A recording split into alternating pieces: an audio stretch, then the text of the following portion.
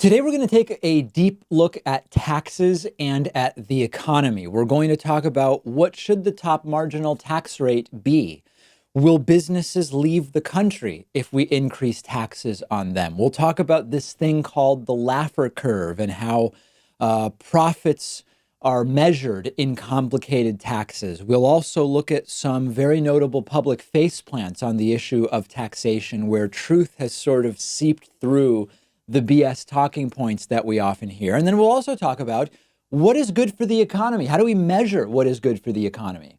Important topic as we're getting close to the end of the year, and very soon we will all be doing our 2019 taxes. Remember that on January 1st, we are trying to kick off 2020, an election year, really strongly. We'll be offering a massive, obscene membership special to start 2020. Be notified of it by email on January 1st, simply by getting on our mailing list at davidpakman.com. On the 1st, you will get an email from me telling you if you've been waiting for a huge discount, this is the one to take advantage of. Add your name to the supporters of independent media in this, what will be an all-important election year. So make sure to sign up for our newsletter at davidpakman.com to be notified. Let's get right into it. Today's topic, taxes and the economy.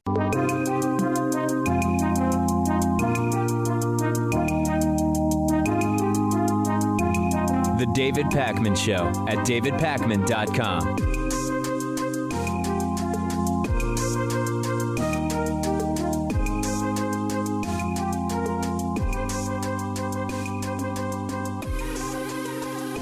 Hey, David, there's a lot of discussion about taxes, wealth tax, capital gains tax, income tax. Question, can you just tell us what you think the top marginal tax rate should be? Yes, I can. I think it should be between 70 and 73%. Now, I am not suggesting that at $500,000 a year in income, where the question that I have is, at what income level should a 70% marginal tax rate kick in? It shouldn't be after you earn $50,000. I don't believe it should be after you earn $150,000. I don't believe it should be once you're earning $500,000. I think that we should get to 70 or 73%. The overwhelming majority of the research I've seen shows that if scaled correctly, topping out at 70 or 73 generates the most government revenue before you start losing revenue because the tax is so high that people start getting disincentivized from work. So I've seen proposals that kick in the 70% at $1 million a year of income. I've seen proposals that do it at $2 million a year of income, or $5 million a year of income, or $10 million a year of income. Maybe 10 million is too high. That really is a very small percentage of the population. But there are two things to keep in mind. One, it's the marginal tax rate. Below that level of income, wherever you set it, you are paying a lower rate. And number two, there should be more rates between our current top rate. I believe the current top rate is 37%. There needs to be more between 37 and 70 if that were to be kicked in. So it would be graduated. You might go, okay, I think right now 420 or 480 maybe is where 37% kicks in. Then you might go to 45 between 480 and 750 or $1 million. Then you might go to 52 between $1 million and $2 million. It's got to scale. And those are the models that generate the most government revenue. And they are not so oppressive that they start to disincentivize work in a way that will be problematic for the economy. A lot of research on this. I'm always up to having my mind changed on it. Now, there's other questions that are ancillary to this that are important ones. Like, for example, should capital gains be taxed at that same rate? Right now, there's a lot of very wealthy people who, if they were to pay income tax as earned income, as wages, would be paying 37%. But because they are receiving a lot of this income through capital gains, whether it's dividends or other sorts of capital gains, selling stocks that they've made money on, they are taxed at the lower capital gains rate. So one idea that is often mentioned is, in order to eliminate that, you really need to raise the capital gains rate to simply be what the earned income, the wage rate would be personal income tax rate so that there is no advantage to earning the income via capital gains rather than working for a living, as some like to say. I'm open to raising. I believe capital gains should be raised, but I think you also need more levels. Previously or right now, I believe that there's just two rates for capital gains. I think it should be progressive. It needs to have more tiers than two. And I'm going from memory here. I'm just riffing. But I do think that there are more delicate considerations when you raise capital gains. I think it should be done, but I think we need to understand that it is not the same as raising taxes on wages. But to go back to the beginning, I believe the top marginal tax rate should be 70%. The debate is at what level of income should that rate kick in? And I want to hear from you on this issue. We've got a fantastic bonus show coming up for you today. What is the bonus show? Well, every day we do an hour show. That show is available to everybody. It goes out on the radio. It goes out on TV. It's the free podcast. It gets chopped up and uploaded to YouTube as video clips. But there is another show that we do every day. It's called The Bonus Show, and you can get access to it two ways. You can become a member at joinpacman.com. It's very cheap. It supports the work we do, and you get instant access to The Bonus Show. Or you can go to patreon.com/David Pakman Show and make a pledge of at least $5 a month. From $5 and up, you get access to The Bonus Show. And then you will be able to join us, as producer Pat will also be doing on The Bonus Show.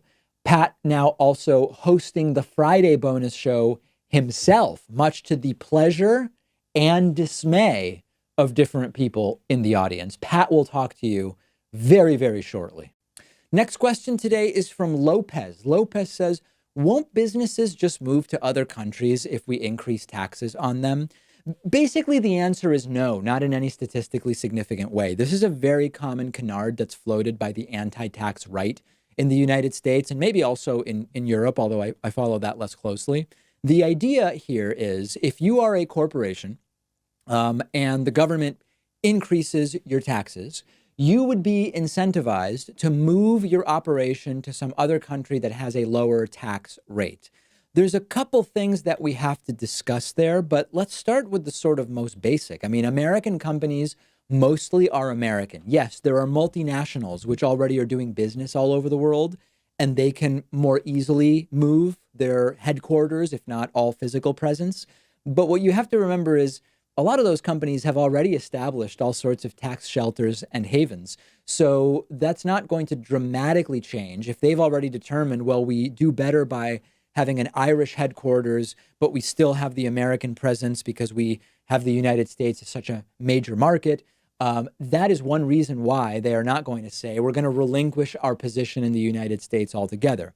The other thing you have to remember is even though you might be able to avoid some American business taxes if you move your operation to another country, then you risk having added tariffs if you still want to do business with American consumers and corporations. And that in some cases may end up sort of zeroing out the tax benefit. But most importantly, all but the biggest businesses are simply not going to move to other countries. If you consider all small businesses and even most medium-sized businesses that operate primarily in the United States, if you have a huge roofing company or a construction company, not like a local construction company, but the big real estate companies, and you basically work in the US, why are you going to move to another country? It doesn't make any sense. It's logistically significant. It's a logistically significant undertaking, and you're an American company with American customers and all American English speaking employees. So it's just not practical to think that that's what people are going to do. Now, we actually have some data where we can analyze this because the same claim has been made for a really long time about rich people. It's easier for a rich person to move to another country or to a lower tax state than it is for a huge company to move from one country to another. And it turns out that millionaires don't move very much. Millionaires actually move way less than poor people, about half the rate. Only 2.4% of millionaires move in any given year versus 4.5% of poorer Americans. And interestingly, when millionaires do decide to move, they slightly favor lower tax states slightly. Many millionaires are moving to higher tax states. Many millionaires move to states with the same level of tax, and some millionaires move to lower tax states. And for 85% of them, the tax rate in the state they are moving to is not an important consideration. If you go from looking at millionaires to looking at billionaires, 84% of billionaires live in their country of birth, period. And there's no solid evidence that tax rates are influencing them in terms of where it is that they want to live. But here's the really important part. 84% of billionaires live in their birth country. 16% of billionaires don't live in their birth country, but almost all of them moved to that country before they were billionaires, meaning that if the tax rate was a consideration, it was a consideration in some vague, distant way. If they ever are billionaires, they'd be better off in one country versus another, rather than I'm moving now because I want to save money on taxes. So, of course, when you get to the margins, you have to consider if a government puts ridiculously high taxes on corporations, it is going to serve as more of an incentive to move country for that reason. What we're talking about in the United States about eliminating loopholes and write-offs and some of these other mechanisms that exist for corporations to end up paying almost no taxes, or sometimes no taxes, or even getting tax credits, even though they made profit. For the most part, these are changes well within the sort of reasonable that are not going to cause those businesses to relocate. I'm sure you can find individual instances of anything in a country of 330 million people, but from a macroeconomic level, it's been widely debunked. All right, let's get into audience questions for the week. Of course, you can send them in however you want: email, voicemail, Twitter, Reddit, whatever you want. Today's first question is via voicemail. The voicemail number is 219-2-DAVID-P.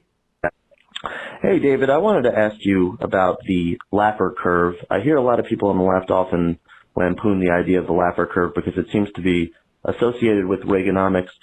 And the extent to which that it is, I can understand this kind of criticism, but I just want to hear from you in theory why the idea is not sound, because my understanding of it is that at a 0% tax rate, the government will take in $0 in revenue, obviously. At a 100% tax rate, the government will take in 0% revenue because it will completely destroy any kind of productivity. So to my mind, the Laffer Curve says, correct me if I'm wrong, is that there's just a number somewhere in between 0 and 100 that's optimal. Obviously, people on the right will tend to say that that's a lower number and use this idea as a justification to reduce tax rates. But I don't understand why, in theory, liberals could very easily apply the Laffer Curve too and say the ideal tax rate is actually higher. So I don't understand why the Laffer Curve is kind of always associated with the political right in this country, when it seems to me that it's sort of a neutral thing that either side could use, and it seems like sort of a common sense idea. So I'd like to hear your take on this. Thanks, Dave. Yeah. So listen, the right uses the Laffer Curve because they like to come up with just really simple ways of doing politics. Like they've been really successful by saying, hey, taxes are bad because it's your money. You've earned it and you should get to keep it. So taxes should be really low. Or abortion is bad because you're killing a kid. That's it. And they really like these simple ideas. So the Laffer Curve has been used almost exclusively by the right to justify cutting taxes. You're right. It could hypothetically be used by the left, but it's not, because the left tends to take a more nuanced view on this, and I'll explain what I mean. So yes, the Laffer Curve is the idea that given some tax rate between 0% and 100%, there is some optimal number. But more importantly, and this is where the right tends to use it, they often like to argue that a reduction in the tax rate can lead to an increase in government revenue. That basically the idea would be, if you sometimes lower the tax rate, typically that's what the right wants to do, you will generate more total revenue by more people working because the tax rate on their income is lower, and because there will be more money floating around for economic growth. Here are the problems with the Laffer Curve. Number one, it's usually used to justify a reduction in taxes when actually an increase in taxes would be better for the economy. So the Laffer Curve is constantly misused by the right. But the most important thing is that the tax rate that the Laffer curve is referring to is like an overall rate or an average rate of some kind. And as we know, we have a progressive tax system. So the impact that a change in the tax rate is going to have on government revenue is going to be very different based on who is getting the tax increase or the tax decrease. You could have a decrease or an increase to the average tax rate in a way that would be stimulative to the economy or not. If you decrease taxes by reducing the tax rate only on the richest Americans, your economic benefit is going to be far smaller than if you lower the average tax rate by giving money back to middle class Americans, because middle class Americans need the extra money for their daily lives, whereas the very rich are just going to save that money, which is not very economically stimulative. So that's why the right Pat likes to oversimplify a lot of issues. And they say, hey, the Laffer curve tells us you lower taxes, revenue goes up. The average tax rate that the Laffer curve deals with does not actually tell us anything about what would happen to the economy. Which tax bracket are you talking about? Yeah, this is what Republicans are trying to argue now, right, with their tax plan. Yes. That, even though revenues will go down, we'll make up for it because there'll be so much more economic productivity. Indeed. But then you have independent agencies analyzing it, and they predict maybe a tenth of the economic output that Republicans are predicting. That's exactly right. And you could have, this is not, what people I think don't understand is, we're not making an argument for or against raising or lowering taxes on any particular tax bracket in this segment. What I'm telling you is that the Laffer curve is effectively useless if we're talking about the average tax rate, because we have a progressive tax system in the US with brackets, and it's almost always misused by the right just to justify lowering taxes all the time, which is exactly what they want to do. So yes, Laffer curve, it's interesting. It's not particularly useful to us in thinking about what it is we need to do with tax policy. Yeah, I love it. 0 to 100%, somewhere in the middle of there, but it tells us nothing about where the top of that parabola is. Like, where does it max out? And not to mention what the brackets should be and at what income limits you go from being in one bracket to the other, which are really the most important thing. So it's interesting to know about the Laffer curve. I don't know how much it's going to teach you about what taxes should be. The David Pakman Show at davidpakman.com.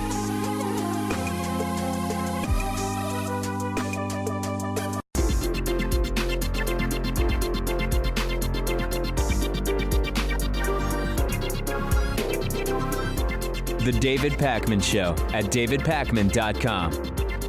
Let's dig into now the history of whether tax cuts help the economy. Donald Trump's tax plan just released. It's a disaster, as we've discussed. He wants to cut corporate taxes from 35 to 15%, cut individual tax rates, get rid of the alternative minimum tax, get rid of the estate tax, so many other things. I recently talked about how if you are a committed right-winger and you're confused about economics and you think that tax cuts help the economy, then studies that show otherwise probably won't change your mind. But all I can do is present you with the facts. So let's give it a shot, okay? As you can see in this first image, if you're watching on YouTube or on Free Speech TV or on our TV stations with us right now, in 1990, George H.W. Bush raised taxes and GDP growth increased drastically over the next 5 years. In 1993, Bill Clinton further raised the top marginal tax rate, and GDP growth again increased over the next 5 years. In 2001, George W. Bush cut taxes, and we saw a small rise, small dip, small rise, small dip in GDP growth rates. When George W. Bush in 2003 cut tax rates even more, GDP growth tanked, plummeted to a low that we hadn't seen in a long time. GDP growth hit almost zero. This was the beginning of the Great Recession. Now, this isn't evidence that cutting taxes helps GDP growth or that raising taxes hurts GDP growth, but it does allow us to deduce that tax cuts don't, in a sort of vacuum, in a general sense, help economic growth. And there are, of course, many, many factors in an economy that impact GDP. But what history shows us, and it follows basic logic, is that cutting taxes is not nearly a surefire way of improving the economy. This was confirmed by one of the most comprehensive studies that we've had on whether tax cuts promote economic growth. A 65-year study was conducted by the Congressional Research Service, which is a nonpartisan government office, published about 5 years ago. Over 65 years, the study found that top tax rates are not associated with saving, investment, or productivity growth. And the study found that cutting capital gains taxes and top marginal tax rates leads to more wealth inequality.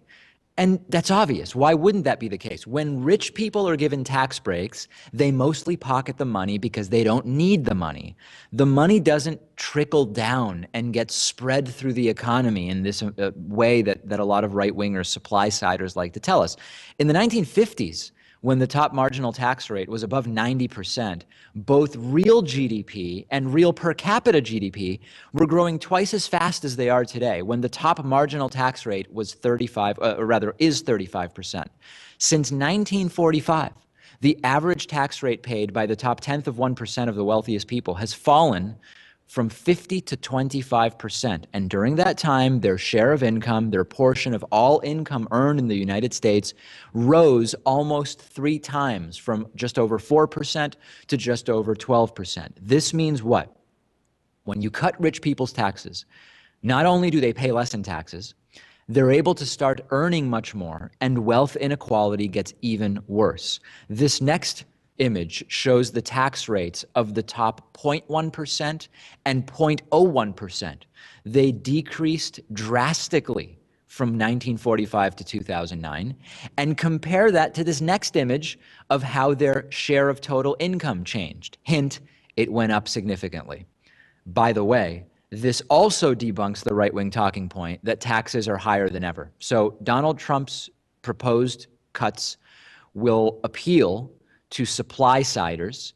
It will maybe earn him the points he needs with many Republicans, although not all. I'll tell you about that a little bit later. Certainly with his friends and his financial backers. But keep in mind, and I know that the committed Trumpist doesn't give a flying you-know-what about the facts, history tells us that cutting taxes doesn't mean more income for Americans in general. It means that the rich will get a bigger share of total income. And this is all happening while Donald Trump continues to propose cutting crucial government programs. Is this the worst tax plan in decades? Send me your thoughts. I'm on Twitter at @dpacman. The show is on Twitter at David Pakman Show. I'm coming to you today from the Mass Torts Made Perfect conference in Las Vegas, Nevada. Much more after this. We've reached a new high or a new low, depending on your perspective, in the United States in the growth of income inequality. And the 400 richest Americans are now paying a lower total tax rate, federal, state, and local, than any other income group. This is based on 2018 data, which has now been analyzed. There's a really good piece in the New York Times by David Leonhardt, I'm not exactly sure how he pronounces his last name, about this. And when you look at the data and the visualizations of the data, back in 1950, the top 400 richest Americans paid the most in taxes when you combined federal, state, and local. 50 years later, even in the year 2000, the richest 400 didn't pay the highest total rates, but it was still a much higher rate than the poor and middle class. You still had the very rich, but not quite as rich as the richest 400, paying slightly higher rates than the richest 400. But no question that those richest 400 were paying a higher total rate, federal, state, and local, than lower income earners. And then last year, in 2018, the richest 400 actually paid the lowest total rate of any income group. Now, you might see that, you might hear me say this and wonder, how is that possible? Because when you look at the federal tax brackets for 2018, for example, we see that the tax bracket is highest at 37% for those earning over $500,000. But what you need to understand is that we're talking here about a group, the richest 400, that is so far above the entryway to that top bracket of 500,000 that they have so many different mechanisms for deductions and loopholes and exclusions and the moving around of money on paper that they now are paying the lowest combined federal, state, and local rate of any income group. Now, let's discuss a common argument that we hear from the American right wing. which is, listen, whatever rules you pass, whatever tax law you change, the rich will figure out a way to avoid those taxes. So what's the point? They'll get better accountants. They will somehow figure out a way to avoid those taxes. This is completely untrue. Number one, look at the historical numbers I just showed you, right? I mean, the rich have historically not avoided all taxes and paid the lowest rates. They used to pay more than lower income brackets. So historically, we know that that argument is bogus. Number two, oh, and I should mention, we're talking about the very, very rich here. We're talking about the richest 400, the richest 0.1%. We are not talking about a doctor making $300,000. Okay, that's not who we're talking about here. And it's important to understand that there is a distinction here. Number two, historically, attempts to collect more taxes have worked. We know that when we look at historical tax collections. And number three, if the rich could just avoid any new taxes, why would they work so hard? Why would they spend so much time and money and political capital fighting new taxes? Because they know that they would be affected by them. So that argument is a completely bogus and ridiculous argument. These are basically just choices to be made by societies. And the trick, of course, by the very rich and corporations and the upper class is to foment class warfare down below. This has always been the technique. You hear from some brainwashed right-wingers that the left of the middle class and the lower middle class, the poor, are the ones fighting and pushing, race warfare, class warfare, that if it weren't for them, then everything would just be completely fine. But understand that this is a technique that the very rich use. Look at the battle between American-born restaurant and agricultural workers and so-called illegals from Latin America coming here to steal your jobs. That is a battle that corporate America and the super rich and the upper class want you to be having. Why? Because if you, as an American-born restaurant worker, are fighting against the idea of some hardworking Mexican dad coming here to, quote, steal your job, you are not going to be fighting the actual people that are deciding policy and that are controlling the system and maintaining the status quo. It is by design. Another example, while the super rich and corporate media talk about millennials are lazy and this and that, it's the super rich who win by being ignored. They take the focus off of the fact that the student loan burden on millennials is astronomical. They remove any discussion whatsoever of how the ratio between the cost of college and the salary one expects to earn has fallen completely out of whack compared to what it was 30, 40 years ago. This is all by design, and it is really important that we not allow that to distract us from what actually needs to be done when it comes to policy. Because when we're having the wrong debate, they win. That's the sick genius of it. They don't care who wins these false debates, right? If you're a big corporation and you benefit from cheap labor and deregulation of labor and all of this stuff, do you care whether the, quote, illegals win against the poor American-born white people in the battle around who's going to steal whose job? No.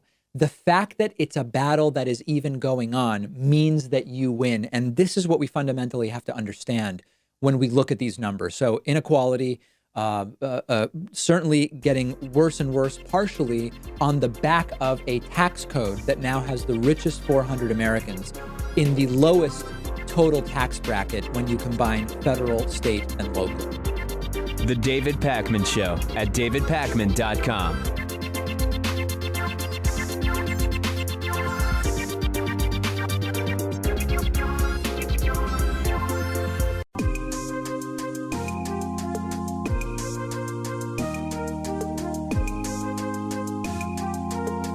Welcome back to the David Pakman Show. It's great to welcome to the program today Justin Elliott, who's been a reporter with ProPublica since 2012, where he's covered money in politics, the American Red Cross, and the Trump administration. Recently, he's been covering the Taxpayer First Act, which we've also been talking about. Justin, great to have you on. Hey, good to be here. So for people who don't know, what is the Taxpayer First Act? What does it do? Sure. So it's actually kind of like an omnibus bill that makes a bunch of changes to the IRS. But the thing that we've been focused on is it in its old version, it would have put into law a deal between the IRS and the tax filing industry, basically TurboTax, that would have, among other things, restricted the IRS from creating its own sort of government tax filing system. That's exactly right. And Richard Neal, who's a congressman here in Massachusetts, has been involved with this. And sort of sadly, I mean, I like the guy personally, and he was like the first, when I started doing this show, the first sort of real elected official that I ever met.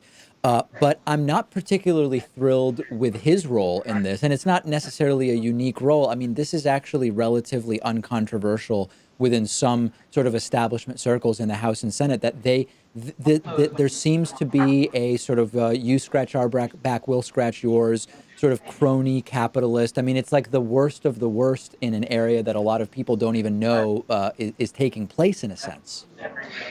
Yeah, I mean, so it gets into this the whole area of tax filing and sort of, the annual ritual that we all go through of doing our taxes. It turns out that in a lot of other countries, no one really has to spend hours filling out forms and doing their taxes. And the fundamental reason for that is that the tax agency often already has your data. So if you're getting paid every couple of weeks and taxes are being automatically taken out of your paycheck, right, then the IRS already has all those numbers. And so in many other countries, they have what's sometimes called return-free tax filing, which is basically the IRS takes all the numbers they already have, pre-populates your return, and then you sort of just look at it and click OK if it's all good. And so the question becomes, well, why don't we have that here?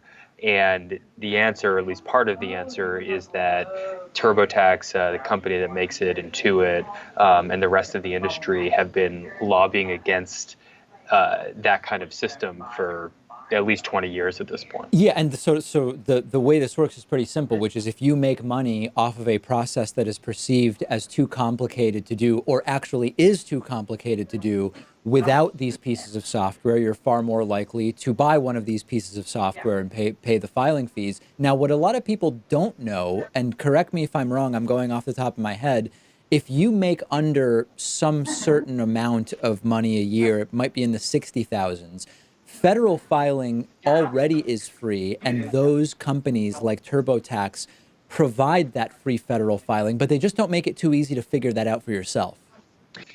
You're exactly right. So basically what has happened is TurboTax and the rest of the industry have made this deal with the IRS. It's called Free File. And the deal says two things. First, it says that the IRS can't create its own system, so the government can't offer you essentially its own TurboTax, or they can't, create something like that. And in exchange, the industry is supposed to provide free filing to people. This year was making under $66,000, which turns out to be actually the majority of the country.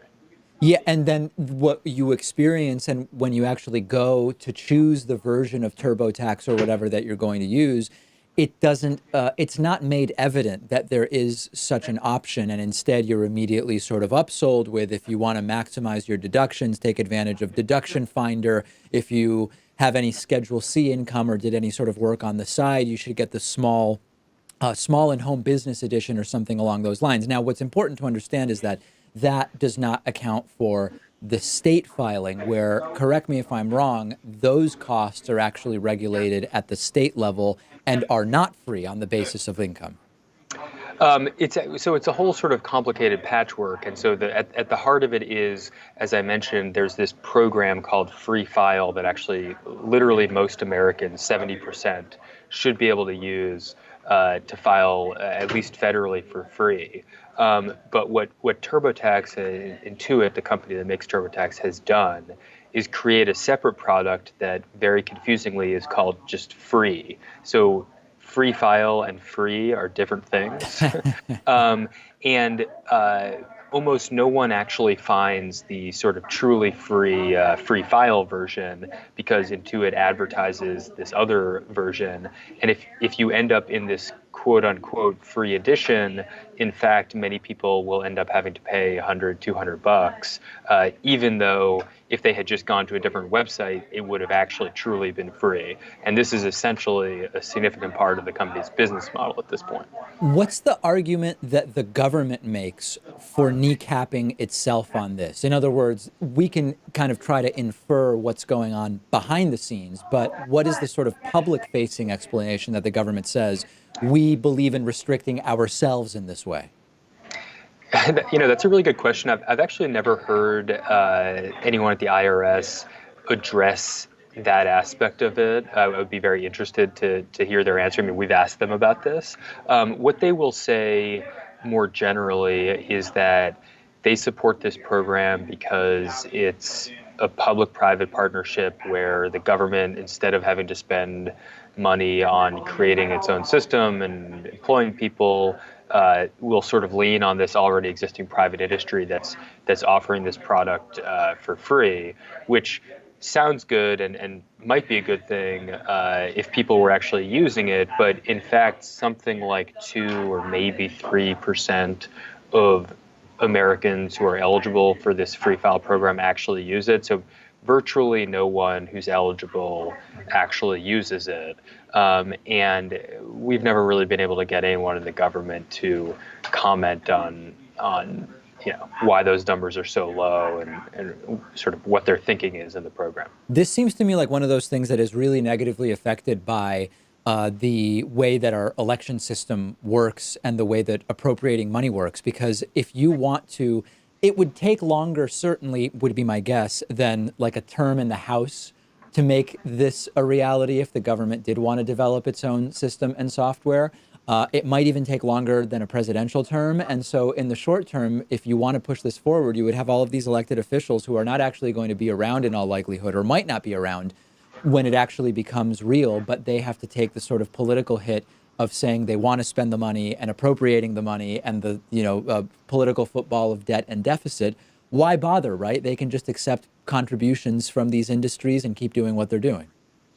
Yeah, I mean, so there's a couple things going on. So first of all, as you know, so I mean, Intuit and H&R Block, the rest of this industry, are giving a lot of money to members of Congress of both parties, including Richard Neal there in Massachusetts, who of course is the chairman of the Tax Writing Committee, Ways and Means Committee in the House. They're also spending millions of dollars lobbying. It's very much a sort of bipartisan thing. Another thing I would note is that there actually is a bill in Congress that I believe has been introduced by Elizabeth Warren and some others called like the Tax Simplification Act or something like that, that would push the government in this direction. So there is legislation out there. And the last thing is that,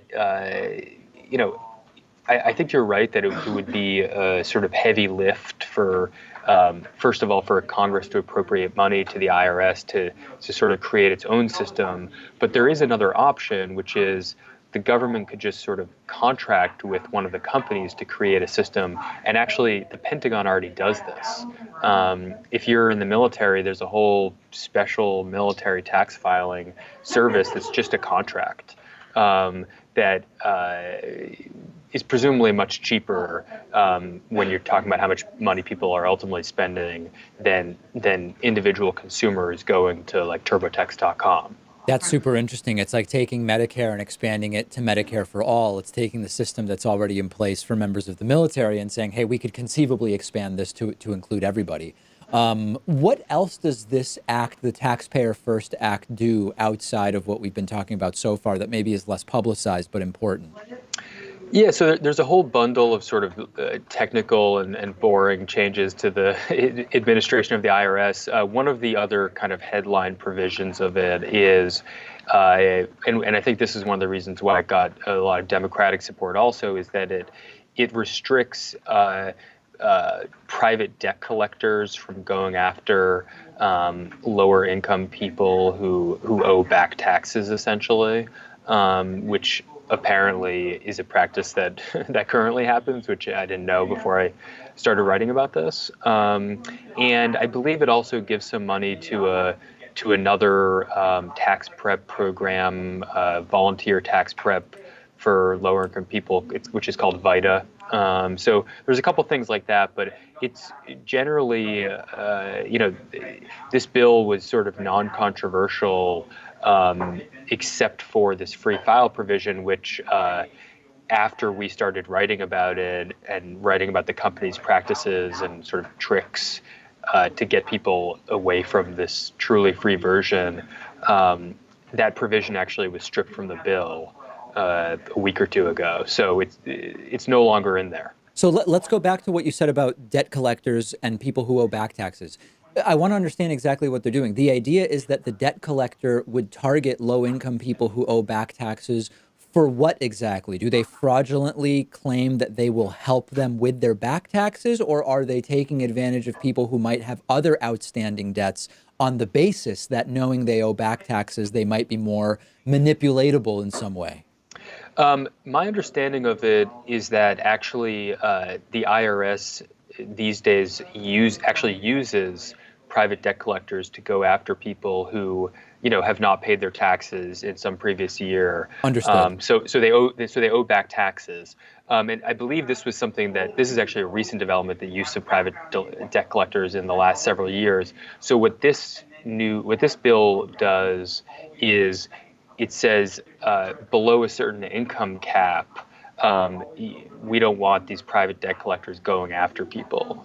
It's something along those lines, although I think that the details get somewhat technical. Yeah, I mean, it's amazing that, so debt collectors and the debt collection world, much like the bail bonds industry, is just rife with abuse, manipulation, and all sorts of shady tactics. And even at the base level, the idea that the IRS at all would be using some of these agencies is a pretty major concern and red flag to me, although I understand that focusing on low income probably makes sense because they're the most vulnerable in the immediate.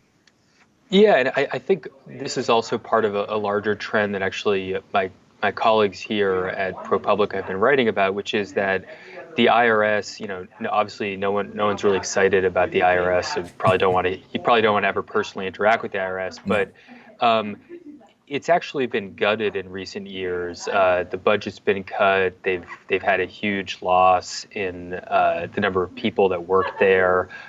So as a result, things like the audit rate for the wealthy has plummeted.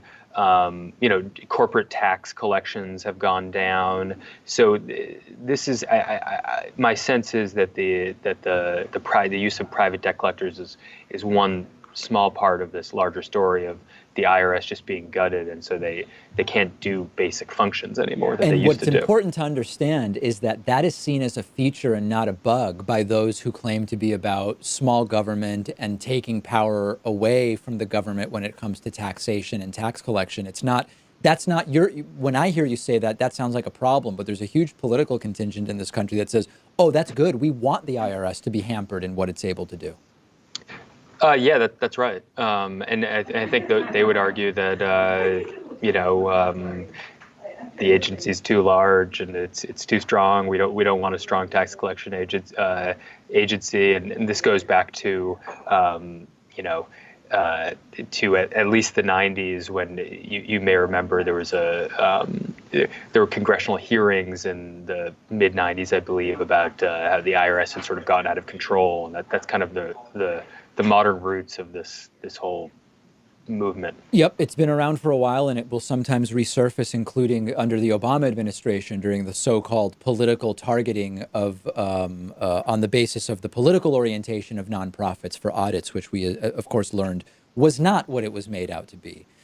Justin Elliott has been a reporter with ProPublica since 2012. He has been covering the Taxpayer First Act recently. Justin, great to talk to you. I appreciate your time. Thanks a lot. The David Pakman Show at davidpakman.com.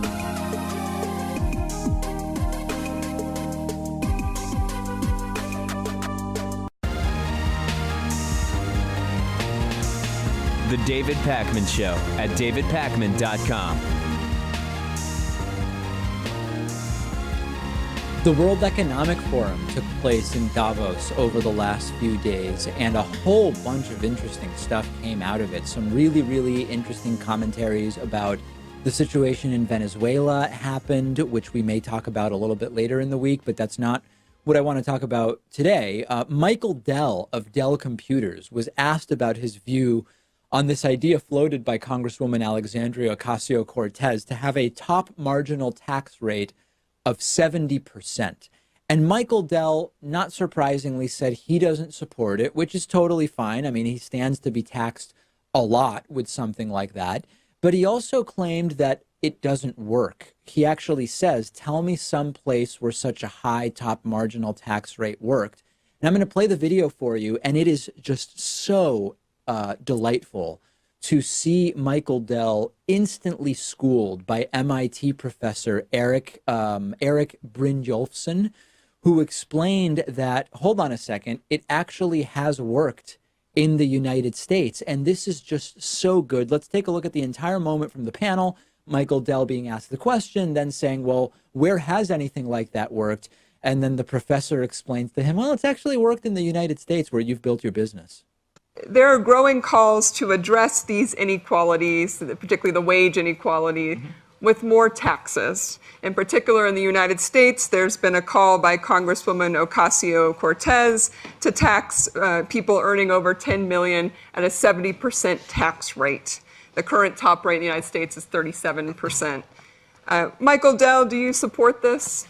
I just want to say I'm thrilled that they're asking. Wow, what a great question. Well, look, I mean, my wife and I set up a foundation about 20 years ago, and we would have contributed quite a bit more than a 70% tax rate on my income, on my annual income. And I feel much more comfortable with our ability as a private foundation to allocate those funds than I do giving them to the government. All right. So no, I'm not supportive of that. Well, Keith. And I don't think it would help the growth of the U.S. economy. Oh, that's interesting. And can you say a little bit more about why? Why you don't think it would? Well, name a country where that's worked, ever. United States. Briefly, in the 80s. No. From about the 1930s through about the 1960s, the tax rate averaged about 70%. At times, it was up as high as 95%. And those were actually pretty good years for growth. So I don't have a strong opinion on that proposal. A lot of the devil is in the details. But I think there's actually a lot of economics that suggests that it's not necessarily going to hurt growth. Yeah, so let's talk about the facts, right? Because as Professor Brynjolfsson is saying there, he's not taking a position on the particular proposal of Alexandria Ocasio-Cortez, which I don't even think rises to the level of a proposal. She floated the idea of the 70% top rate, didn't even mention at what tax bracket, at what income level it would kick in. It is undeniably true, regardless of what your opinion is of such a tax policy, that the United States has a long history of high top marginal tax rates. It doesn't mean that the government takes 70% of tons of people's money. It means that very high earners pay a high marginal tax rate only on the income they earn above certain thresholds. It's also true that the U.S. has had many periods of growth and prosperity and low unemployment while they also had some of those high marginal tax rates. So it's not incompatible to have economic prosperity and high top marginal tax rates on very rich people with high income. That's not an argument about the morals and ethics of such a proposal, right? You could be for it or against it on a number of different bases, but what we know is that we have had that type of taxation in the US and it didn't destroy the economy. It's simply true. Then you get to part two of the argument, which is that actually we can assess whether that is a good policy for an economy to put in place. We know that multiple studies point out that high marginal tax rates on top earners are good for the economy. If your goal is to maximize government revenue, there are many studies, including one from MIT, among many, but the MIT one is one that we've looked at more closely, which says that 73% is the top marginal tax rate where you maximize total tax revenue, taking into account that if you go up to 100% tax rate, people stop working, right? When you take into account that other very high numbers can incentivize people to leave the US and try to find lower tax places to live or whatever. Where you kick in that top tax rate, whether it should be at $1 million, $5 million, 20 million, whatever the case may be, that is more up for debate, and there are different views on it. And it is really easy on this issue to get different positions confused. There's whether we think it's right morally to take from the rich. Okay, we can debate that. Then you get to the actual economic issues. One is, has this worked before? The answer is yes, it has. I mean, it has. If the goal is to maximize government revenue, we have some idea about what that top marginal tax rate should be, and it should probably be in the low 70s. The most popular argument I've seen lately against such a proposal is if you do that, rich people are going to leave the country, and the government is going to lose out on all their tax revenue because they won't be in the US and they won't be paying taxes here anymore. That might be the case with some people, but the reality is that, first of all, if you move out of the US, you don't just stop paying taxes. Okay, a lot of people don't understand this. It's complicated, but if you're a US citizen who earns money from a US corporation and you move abroad, you still have to file an American tax return. You still have to pay taxes. You can reduce your tax liability with things like the foreign earned income exclusion, with the foreign housing deduction that exists. But most of these American rich people, mostly rich dudes, they're not actually ready to relinquish their US citizenship, assuming that they find another place to get citizenship, which is really the way to stop paying taxes in the United States. So this wealthy flight horror story that you hear from the right, it's just not super realistic in large numbers. And it also ignores the fact that a lot of these rich people have friends and family mostly in the United States. And even if they could avoid all American taxes by going elsewhere, not all of them are going to abandon the one place that they've lived their entire lives where everyone they know lives. So it's merely a horror story that is not realistic, and it's not a good argument for tax policy one way or the other. But Michael Dell just schooled in real time. This is what should be done to Trump and to Sarah Huckabee Sanders when they tout these lies. I just love it. So we had a guest not only cancel on us last minute today, but do it in the rudest way that we've ever experienced, hurling abuse at producer Pat. Maybe someday I will tell the story about what happened today, but it is crazy. But the situation we find ourselves in is that we were planning on using that interview today, and now we don't have it, and we're not on a deadline. So, because so many people are always hoping to call in, we are opening up the phone lines at 617-830-4750. Let's see what is on people's minds today briefly. Let's go to Mark from Newport. Mark from Newport, we haven't heard from for a while. What's going on, Mark? Hey, David. So I had actually posted about this on your subreddit, but I wanted to try to dig a little deeper over the phone if possible. So you had mentioned that as opposed to Elizabeth Warren's wealth tax, you had preferred alterations in the way capital gains are taxed as a means to tax accumulated capital. So as a financial advisor, that just seems like an inefficient way to tax accumulated capital, which I really want to. So I was just curious, what am I missing? Well, how would you like to tax it? I would prefer something along the lines of Elizabeth Warren's wealth tax, just because there's not as many ways that people like me are required to basically help people avoid that tax. If you read into her proposal, it's pretty much just every dollar over 50 million, with nothing really excluded. Now, I would be open to the conversation of excluding certain types of assets from that, or if you're forced to draw assets, maybe avoiding them from other types of taxation, or I don't know. I'm open to that conversation, but I think as a means as to have a broader tax base to bring in more revenue and just to limit wealth inequality, I think there's less room for people like me to help people avoid paying taxes. Yeah, I mean, I think that you have to balance every single one of these proposals with the path to making it a reality. And a number of what seem to be like pretty good legal analyses that I've read say that passing a wealth tax like what she is proposing, whether or not you exclude certain types of assets, would be extraordinarily difficult, and it could take a decade while it's hung up in courts. So I think there's simpler things that could be done that would be legally less complex in order to raise revenue. I mean, one of them is, and this is usually thought of merely in terms of the context of Social Security's viability, but you could raise the income cap on Social Security from whatever it is now, 123,000, I believe, to something higher than that. You don't have to put any new infrastructure in place. You're literally just changing the number by a different amount than you would by inflation alone, and you immediately generate significantly more revenue. When it comes to capital gains, you are right that there are whole industries built around helping people avoid capital gains, but there are also changes that can be made. The most drastic, which would have a lot of opposition, would be taxing capital gains at the same rate as one's wage would be taxed based on their income.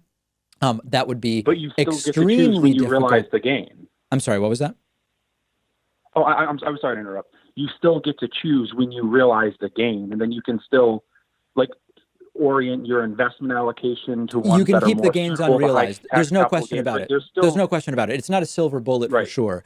But I think that when we think you're thinking about all the right stuff, I think that what we should really think about, even if we like the wealth tax in principle, is the reality that legislatively it would be extremely difficult. That's not a reason not to think about it. It's not a reason not to do it. I just think there may be lower hanging fruit, but it sounds like you're thinking along the same lines. Yeah, the bottom line is that is accumulated capital needs to be taxed, so whatever can get passed should get passed. All right, Mark, great to hear from you. Mark from Newport. I was now down the road from you, Narragansett, over the weekend. Oh, no way. I lived there while I was in school. Yeah, I didn't love it, I have to admit. It wasn't like the best place, but it was a good weekend.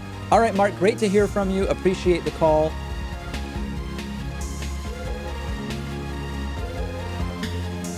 The David Pakman Show at davidpakman.com.